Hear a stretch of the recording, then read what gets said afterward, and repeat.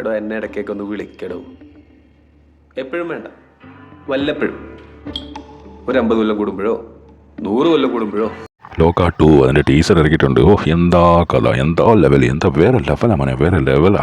ഇത് മാത്രമേ പറയാനുള്ളേ. ഇതല്ലാതെ വേറെ ഒന്നും പറയാനില്ല നമ്മുടെ ഓൺലൈനിലുള്ള അണ്ണന്മാർക്ക്. ആരുടെ ഒരു വീഡിയോ കണ്ടാലും ഓ അയ്യോ എന്താ എന്താ മോനെ ഇത്, വേറെ ലെവലാ മോനെ, വേറെ ലെവൽ. എന്ത് ലെവല്? വളിപ്പിൻ ആരംഭം എന്നൊക്കെ വേണേൽ പറയാം. ലാലേട്ടൻ്റെ ഒരു സ്ലാങ്ങും ഒരു മാനറിസം പിടിച്ചിട്ട് ടോവിനോയുടെ വർത്താനവും എന്ത് വടെ ഇത്. അയ്യോ ഇതിപ്പോൾ എന്തിനാ ഇറക്കിയെന്നാണ് എനിക്ക് മനസ്സിലാവാത്തത്. ദുൽഖർ സാറ് മറ്റേ സാറിൻ്റെ കാറിൻ്റെ സാറ് ഈ പ്രശ്നങ്ങളൊക്കെ ഉണ്ടായല്ലോ. അപ്പോൾ അതിൽ നിന്ന് ഒന്ന് ശ്രദ്ധ തിരിക്കാൻ വേണ്ടിയിട്ടാണെന്ന് തോന്നുന്നു. പിന്നെ ട്രെൻഡിങ്ങും ആണല്ലോ പുള്ളി. അപ്പോൾ അതിൻ്റെ കൂട്ടത്തിൽ ഇത് ഇറക്കി വിട്ട് കഴിഞ്ഞാൽ ഒരു ഒന്നിൻ്റെ കൂടെ ഒരു തെള്ളെന്ന് പറഞ്ഞ പോലെ ഇതങ്ങ് കയറി പൊക്കോളുന്നായിരിക്കും. പക്ഷേ ഇറക്കിയ സാധനം വളിപ്പായി പോയി. ലോക 1 ആൾക്കാർ സ്വീകരിക്കാനുള്ള കാരണം എന്താണെന്ന് വെച്ചാൽ ഇംഗ്ലീഷിൽ പറയും ടേക്കൻ ബൈ സർപ്രൈസ് എന്ന്. അതായത് പെട്ടെന്നൊരു സംഭവം വലിയ മാർക്കറ്റിംഗ് ഒന്നും ഇല്ലാതെ വലിയൊരു ഹൈപ്പൊന്നും ഇല്ലാതെ സാധാരണയായിട്ട് വന്നു. അതിൻ്റെ കഥയിൽ കുറേ ട്വിസ്റ്റും കാര്യങ്ങളും. ഈ പെണ്ണ് എന്തോന്നുള്ളത് മനസ്സിലായത് സിനിമ കണ്ടപ്പോഴാണ്.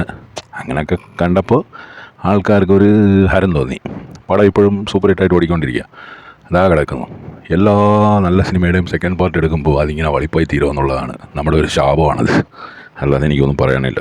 പടപടയെന്നും പറഞ്ഞ് 18 നിലയിൽ നിന്ന് പൊട്ടുക. 359 ആയിരിക്കും നില. ഇത് സെക്കൻഡ് ചാപ്റ്റർ ഇയാളെ കുറിച്ചാണ്. പിന്നെ തൻ്റെ ചാപ്റ്റർ ഞാൻ വായിച്ചു, ഹിറ്റ്ലറിനെ കൊന്നത് താനല്ലേ. എന്താ പാടോ ഇത്. സെക്കൻഡ് ചാപ്റ്റർ ഈ ടോവിനെ കുറിച്ചാണെന്നുള്ള ക്ലൂവും തന്നു. പിന്നെ ദുൽഖറിന് വേറെ ചാപ്റ്റർ ഉണ്ടെന്ന് പറയുകയും ചെയ്തു. എന്നിട്ട് ബ്രഹ്മയുഗത്തിൻ്റെ ഒരു ബാക്ക്ഗ്രൗണ്ട് സ്കോർ. എടോ ബ്രഹ്മയുഗവും ഈ ലോകയും തമ്മിൽ എന്തോടോ ബന്ധം? നാണാവില്ലേ? ബ്രഹ്മയുഗം എന്ന് പറയുന്നത് ഒരു ക്ലാസിക്കാണ്. അതൊരു സ്ലോ പടമാണ്. അത് വേറെ ഒരു ജാനറാണ്. അല്ലാതെ ഇതുപോലത്തെ ഫാൻറ്റസി മൂവി അല്ല അത്. ബ്രഹ്മയുഗം എന്ന് പറയുന്നത് ഒരു ഫാൻറ്റസി മൂവിയായിട്ട് നമുക്ക് കണക്കാക്കാൻ പറ്റില്ല. അതൊരു ശരിക്കും നമ്മൾ വലിയ ആൾക്കാർ പോലും ആദ്യമായിട്ട് കാണുമ്പോൾ ഒരു ചെറിയ പേടിയൊക്കെ തോന്നും ആ പടം. അമ്മാതിരി പടമാണ്.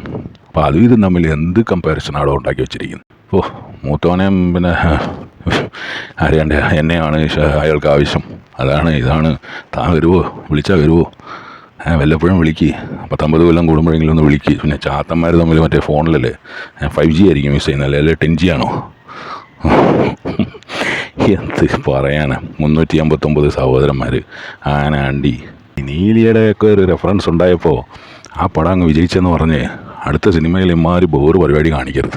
ഇതിനകത്ത് പറ്റിയെന്ന് വെച്ചാൽ ഇതിനകത്ത് വേറെ ഒരുപാട് ആൾക്കാരുടെ കൈകടത്തലുണ്ടായെന്ന് തോന്നുന്നു. നമ്മൾ ശരിക്കും സ്ക്രിപ്റ്റ് എഴുതിയ ആളുടെ കയ്യിൽ നിന്ന് ഇത് പോയെന്ന് തോന്നുന്നു. അവസാനം മറ്റേ ആദിപുരുഷോ അല്ലെങ്കിൽ വേറെന്തോ ഒരു സിനിമ ഉണ്ടല്ലോ, ഈ രാവണനൊക്കെ പറന്നൊക്കെ പോകുന്ന ആദിപുരുഷനെന്ന് തോന്നുന്നില്ലേ, രാമായണോ എന്തോ പടമൊക്കെ ഉണ്ടല്ലോ നമ്മുടെ പ്രഭാസൊക്കെ അഭിനയിച്ച, അതുപോലെയൊക്കെ ആയിത്തീരുമെന്ന് തോന്നുന്നു. എൻ്റെ ഭായി, ഒരിക്കലും ബ്രഹ്മയുഗത്തിന് വരുന്ന പോലത്തെ ഓഡിയൻസ് ഈ പടം കണ്ടിട്ട് ഇഷ്ടപ്പെടുമെന്നോ അല്ലെ ഈ പടം കാണുന്ന ഓഡിയൻസ് ബ്രഹ്മയുഗം പോലത്തെ കഥ കണ്ടു കഴിഞ്ഞാൽ ഇഷ്ടപ്പെടുമെന്നോ വിചാരിച്ചിട്ട് ആ കഥയെ കൊണ്ടുവന്ന് ഇതിനകത്ത് കുത്തിക്കയറ്റാനൊന്നും നോക്കരുത് പ്ലീസ്. ആ ഒരു ട്രെൻഡ് വേറെ, ഇത് വേറെ. ഇത് ഇങ്ങനെ അങ്ങ് പോയാൽ കൊള്ളായിരുന്നു. പക്ഷേ നമ്മുടെ കേരളത്തിനൊരു കുഴപ്പമുണ്ട്. നമ്മുടെ ആൾക്കാർ ഈ മറ്റേ മാർവൽ പോലത്തെ പടങ്ങൾ എടുത്തു വെച്ച് കഴിഞ്ഞാൽ അങ്ങ് വന്ന് ചുമ്മാ എൻ്റർടൈൻമെൻറ്റിന് വേണ്ടിയിട്ട് കണ്ടിട്ട് പൊക്കോളൂ എന്ന് വിചാരിക്കരുത്. അത് കേരളത്തിൽ സംഭവിക്കില്ല. കേരളം എന്നല്ല, ഇന്ത്യയിൽ തന്നെ അത് സംഭവിക്കില്ല. എന്താണെന്ന് വെച്ചാൽ നമ്മുടെ ആൾക്കാർക്ക് ഈ ഫസ്റ്റ് പടം കണ്ടു കഴിയുമ്പോൾ ഒരു എക്സ്പെക്റ്റേഷൻ ഉണ്ടാവും. ആ എക്സ്പെക്റ്റേഷനെ മീറ്റ് ചെയ്ത് മറികടക്കാൻ പറ്റിയില്ലെങ്കിൽ സെക്കൻഡ് പടം വളിപ്പായിത്തീരും.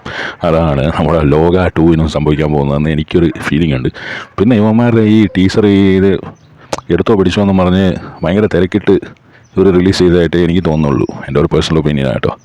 എന്തല്ലേ ഇങ്ങനെയൊക്കെ പടം എടുത്തിട്ട് അതിൻ്റെ സെക്കൻഡ് പാർട്ട് വളിപ്പായി പോകാമെന്ന് പറയുമ്പോൾ എന്തൊരു ഫീലിംഗ് ആയിരിക്കും. ഭയങ്കര സക്സസ് മീറ്റിലൊക്കെ നമ്മളെ കല്യാണിയുടെയൊക്കെ മുഖം കാണണമായിരുന്നു. അവളാണ് കഥ എഴുതിയെന്ന് തോന്നും. അവളുടെ ഒരു എക്സ്പ്രഷൻ കണ്ടു കഴിഞ്ഞാൽ അവൾ അഭിനയിച്ചില്ലെങ്കിൽ വേറെ ആർക്കും ഈ ഒരു റോള് ചെയ്യാൻ പറ്റില്ല എന്നുള്ള ഒരു എക്സ്പ്രഷനായിരുന്നു. എൻ്റെ മോളെ പ്ലീസ്. ഇതൊക്കെ കാണുമ്പോഴാണ് നമുക്ക് ഈ ഉള്ളിൽ നിന്നുള്ള ഒരു തിളപ്പ് വരുന്നത്.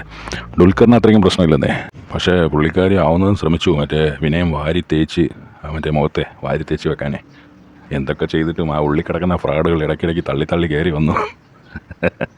നീലി ടോവിനോ പറയുന്ന മൈക്കുകളെന്നാ.